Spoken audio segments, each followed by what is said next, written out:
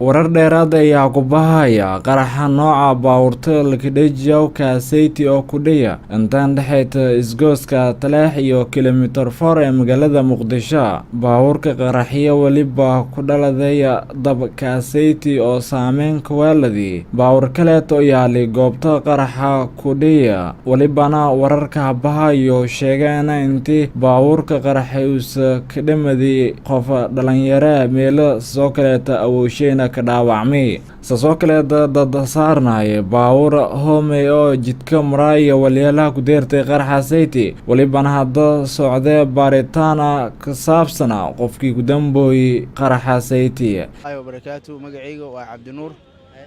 oo taagnaa halka oo qaraxu ka dhacay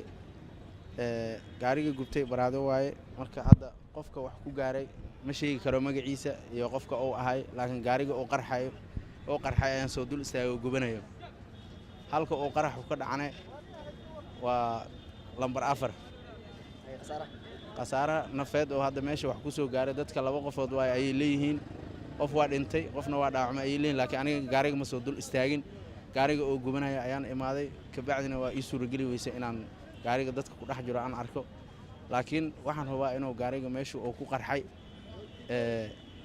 meeshana dadka ay wax ku gaareen